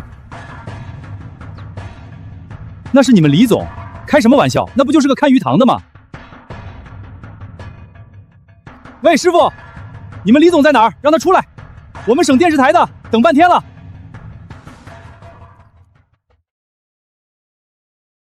李总，您怎么穿成这样？你说我是看鱼塘的？不是，李总，我没认出来。坏叔叔刚才还凶巴巴的，现在怎么变小绵羊啦？李总，恭喜您以数10亿身家位列全省首富，请问您现在最想说什么？这条鱼苗再养3个月能长到2斤，做成红烧鱼，够一家3口吃一顿。李总，我们是问您当上首富的感受，不是问鱼。首富不首富的，跟我养鱼没关系。该投苗投苗，该喂料喂料，鱼又不看你是不是首富。外界对您的成功特别好奇，从一个钓鱼的到全省首富，您觉得自己成功的秘诀是什么？每一步都是国家给的机遇，我只是运气好，比别人先看到了一步。李总，既然您说自己只是个养鱼的，那您能不能说说养鱼到底给您带来了什么？养鱼教会我3件事：第一，水里有黄金，但得弯下腰去捞；第二，鱼不骗人，你喂好料它就长肉，你偷工减料它就死给你看；第三，再大的鱼也是从小鱼苗养起的，忘了自己是从哪儿来的，迟早被水淹死。李总说的就是咱养鱼的理儿。爸爸说得好，坏叔叔一句话都说不出来了。小郑，你快下来，有什么话好好说。我没办法了，老板跑了，欠了半年工资，我老婆在医院等着钱做手术，孩子学费也交不上，我活着还有什么用？这都第3家了，开发商跑的跑，倒的倒，可怜咱们这些干活的白干了半年。老陈，去看看什么情况。好。省城一个小开发商资金链断了，老板昨晚跑了，拖欠了工人半年工资。这人老婆住院，孩子要交学费，一时想不开。爸爸，那个人好可怜。老陈，这个楼盘什么情况？这楼盘位置还行，就是开发商杠杆太高，风暴一来直接崩了。银行已经在找接盘方，但没人敢接手。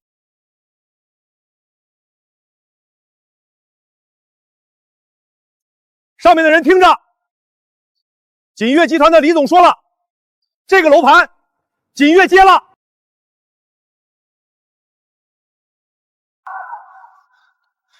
你们以前的老板跑了，你们的血汗钱跑不了，但有个条件，你给我下来。李总，这周您已经接了2个烂楼盘了。现在整个房地产行业都不景气，多少比咱们大的公司都倒了，锦悦现在也是自身难保。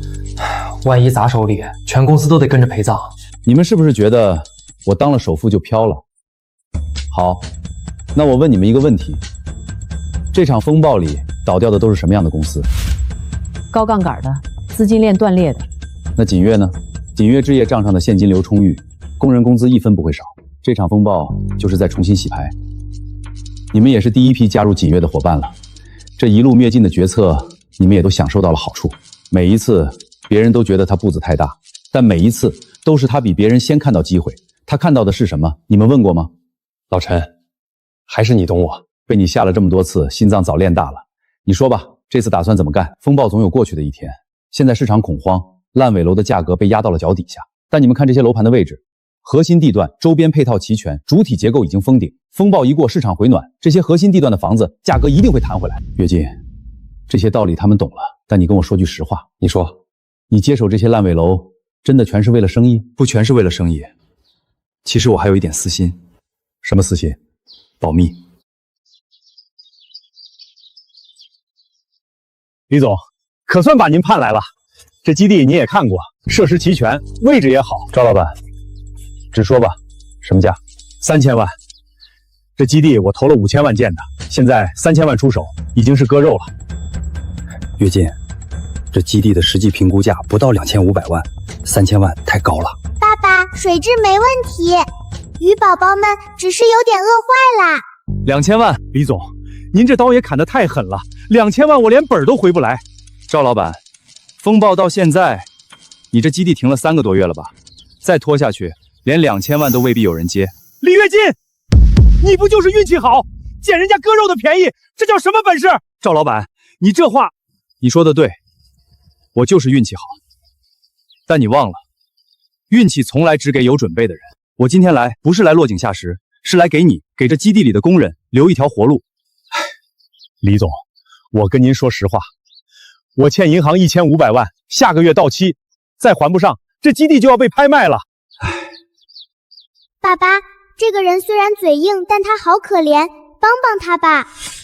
亚洲金融风暴持续影响国内经济，多数企业选择收缩投资、压缩产能，以应对危机。赵工，这基地现在比您当年管的时候还红火。别提当年了，当年我笑李总捡破烂，现在才知道，人家捡的全是宝。李总，从全省首富到抄底高手，您怎么看这个变化？我不是抄底高手，我只是不贪。不贪？李总，锦悦可是风暴里扩张最猛的企业之一。风平浪静的时候，好资产的价格都被炒上了天。那时候跟风抢，就是在给别人接盘。我只是等到了别人都不愿意等的时候，做了别人都不愿意做的事。接盘那些资产的时候，我也会担心。幸好大家和我一起扛过来了。李总，今天的新闻我们发头条，采访您3年，您是我见过最不像首富的首富。那我就先回去了。原来他不是在谦虚，他是真的只把自己当成一个养鱼的。李总，药厂现在不亏损了，工人工资也稳住了，但我心里一直有个结。什么结？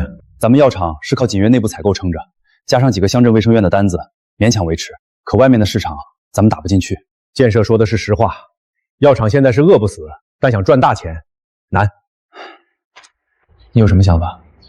李总，您的主业是养鱼，我就想，能不能把药厂的技术和水产养殖结合起来？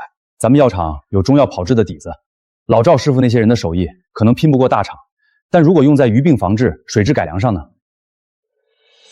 中药养鱼，这能行吗？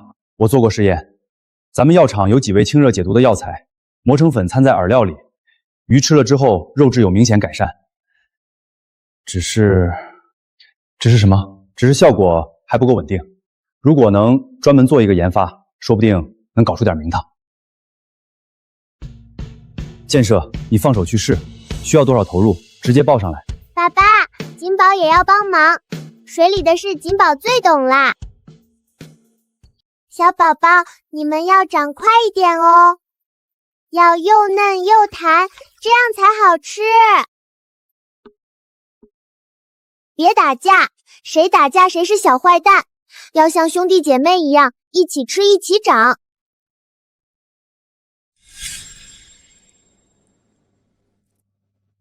好吃，不是一般的好吃，这肉弹牙，比桂鱼还紧实。这要是能批量供应，锦悦鱼馆的招牌菜又多一道。这鱼叫什么？还没来得及取名。脆肉鲩，叫脆肉鲩。锦宝养的时候就想好名字啦，肉脆脆的，锦宝的口水都要流出来啦。就叫脆肉鲩，锦悦的招牌新品。好名字，简单好记。这鱼一旦上市，别家想仿都仿不出来。继续扩大育种规模，把养殖标准写清楚，新品种养殖方法、技术手册要做到位。明白。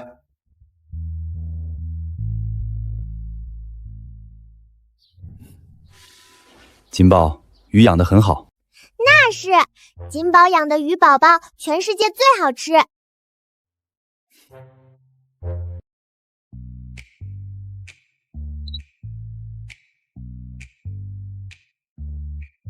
脆肉鲩新品种，养殖周期多长？能做刺身吗？3个月就能上市。我们用中药加蚕豆投喂，零药残，无土腥味，生食完全达标。您可以现场品鉴。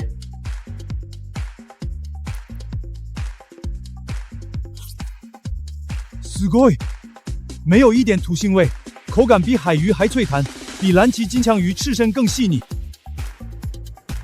3个月，日本のどの企業もこんな短期間でこんな品質の新種を出せない。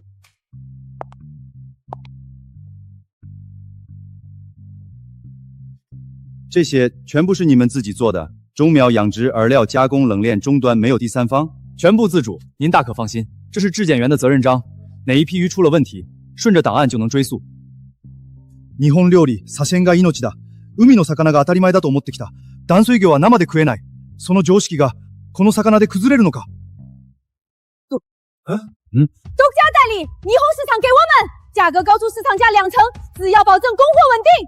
全程零断链，到 Tokyo 港能保证活鱼到货吗？我们愿意预付半年货款，全程低温冷链，锦悦自有车队，到港存活率98%以上。李总，我们去年合作过的，你看是不是能给我们国内独家授权啊？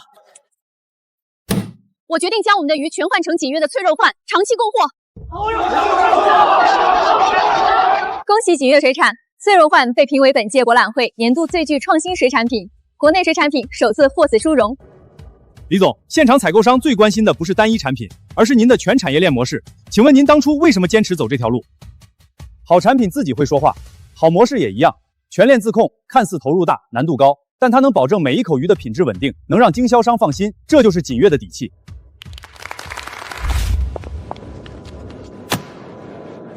5年独家代理，价格、供货量，你们开条件。我做了30年水产生意，从没求过人。今天我求您把这鱼卖给我。合作愉快，合作愉快。举世瞩目的奥运会开幕在即，我国体育代表团今日正式成立，举国上下喜迎奥运。作为农业产业化国家重点龙头企业，锦悦水产今日正式提交上市申请。跃进，别动别动，让我拍下来。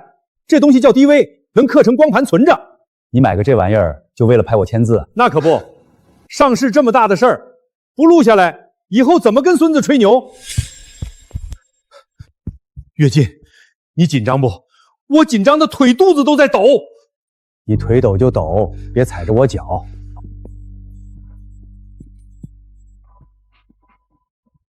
李总，外面来了好多记者，还有几个领导，我都不知道该站哪儿了。李总，恭喜恭喜，咱们这一行第一个上市的主，以后可得多关照我们这些小弟。李总，您现在可是行业标杆，回头能不能赏脸给我们做个讲座？李跃进这小子10几年前还蹲在河滩上钓鱼呢，现在上市了，你说上哪儿说理去？哎，这话不假，但命是假，拼是真。跃进拼了10几年，可不是大风刮来的。建设，你扶我一把，我腿还是有点软。陈总，我也腿软。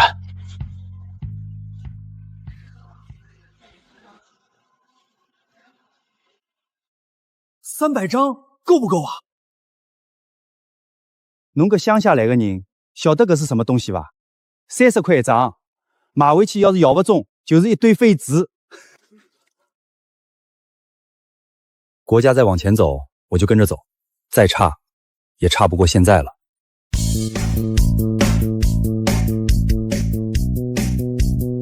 跃进，我这辈子值了！李总，当年我们这些人连工资都发不出来，今天咱是上市公司了。爸爸这些年的辛苦，金宝都记得。金宝记得爸爸在河滩上钓鱼，记得爸爸饿着肚子，记得爸爸第一次见到金宝的时候，没有你，我走不到今天。金宝没哭，金宝就是眼睛进沙子了嘛。各位，今天请大家来，是有件事儿要宣布。从今天起，我正式卸任锦悦集团 CEO， 只保留董事长职位，公司日常管理交给新的 CEO 李念宇。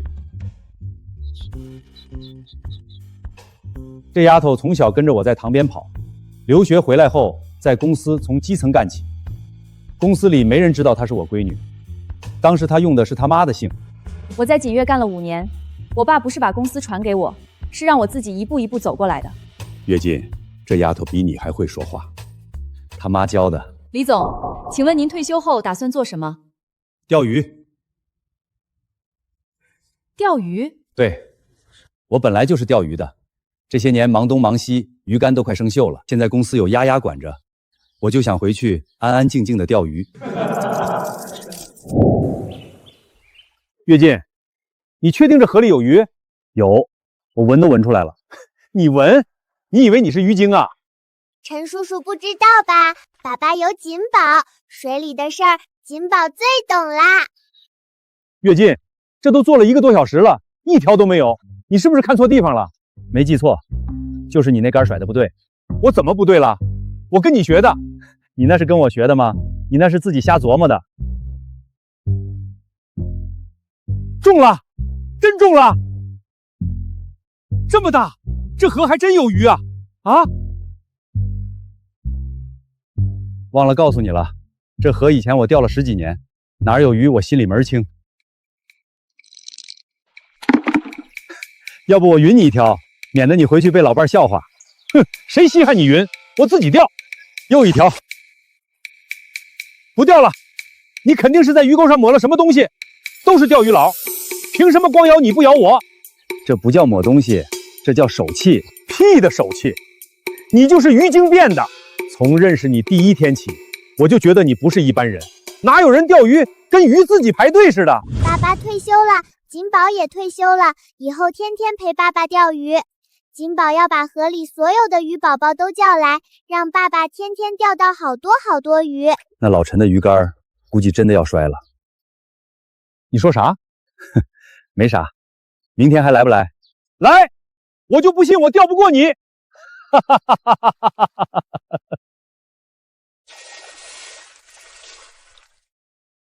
锦宝，爸爸，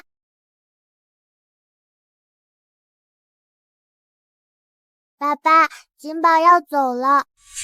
河神爷爷说，锦宝的使命完成了。爸爸现在是大老板了，有好多好多钱，有好多好多人跟着爸爸干。爸爸不需要锦宝也能过得很好。可是锦宝舍不得爸爸。什么时候走？天亮之前。河神爷爷说，月亮最圆的时候，水里的路就会开。锦宝要顺着那条路回去。还能再回来吗？不知道，河神爷爷没说。可是锦宝会一直记得爸爸，记得爸爸第一次在河滩上把锦宝钓上来，记得爸爸饿着肚子给锦宝喂馒头，记得爸爸说锦宝是家里的大功臣，记得爸爸给锦宝买糖吃，记得爸爸抱着锦宝在鱼塘边走，记得爸爸说锦宝是全世界最好的女儿。爸爸，锦宝还有几件事要交代你。第一，爸爸以后不要老是一个人发呆。锦宝不在了，没人偷偷提醒爸爸了。爸爸要自己记得吃早饭。第二，爸爸年纪大了，钓鱼不要做太久，腰会疼的。锦宝不在水里帮爸爸赶鱼了，爸爸钓不到鱼，不要生气。好。第三是，爸爸不要忘了锦宝，锦宝会很想爸爸的。忘不了，这辈子忘不了。锦宝从河神爷爷那里来的时候，什么都不知道，是爸爸教会了锦宝什么是家，什么是爱。锦宝从来没有后悔过。从河神爷爷的水府跑出来，被爸爸钓上来，是锦宝这辈子最开心的事。爸爸，路开了，锦宝要走了。爸爸，锦宝不想走了，锦宝不走。锦宝，听话，河神爷爷叫你回去，一定有他的道理。你是河神的孩子，这些年你帮了爸爸，帮了这个家，你做了你所有能做的事，现在该回家了。爸爸会过得很好，丫丫长大了能管公司，你陈叔叔还在，能陪我吵架，你妈身子骨也硬朗，你不用操心我们。爸爸这辈子最大的福气，就是那个夏天，在河滩上钓到了你。锦宝会永远记得爸爸的。跃进，公司给你留了栋别墅，3层楼带花园，推开窗就能看见水库，你怎么都不去住？太大了，我一个人住，空荡荡的。那要不县里那个高档小区？老陈，我16岁搬进靠山村那间破草房，现在你让我住别墅，我睡不着。你把这儿改成这样了？当年拆了老房子，一直没动。退休前，我让施工队按我的意思改了改。这儿是我的根，要不是在这儿蹲了那么多年，我不会去养鱼，不会遇到那些帮过我的人，也不会有后来那些事儿。也是，要没这破草房，就没后来的锦月。退休了，就该回根上待着。别墅留给有精力的年轻人住，我就在这儿喝茶，养鱼。你这条鱼从哪儿弄来的？水库那边的小溪里捞的，捞的时候才1寸多长，现在养了几个月，胖了不少。金色鲤鱼可不多见。我记得当年你在河滩上，你钓上来的第一条值钱的鱼，是不是也是金色的？一条野生的金色锦鲤，后来跑了。跑了好，那时候要是没跑，你估计就把它卖了，也换不了几个钱。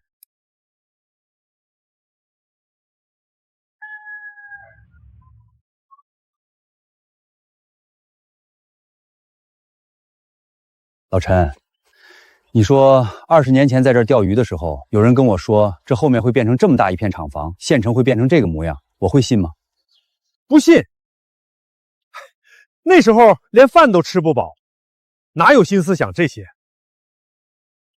可它真就变成这样了，不是我一个人做的，是老陈你，是周建设，是那些在塘边熬夜的工人，是后来加入的年轻人，是所有人一起做的。跃进，你说这些干什么？就是想说声谢谢。当年在河滩上，除了你，没人信我。老鳖，是极品老鳖王，有救了！婉儿，咱们家有钱了！跃进老弟，恭喜！以后可就指望你吃饭了。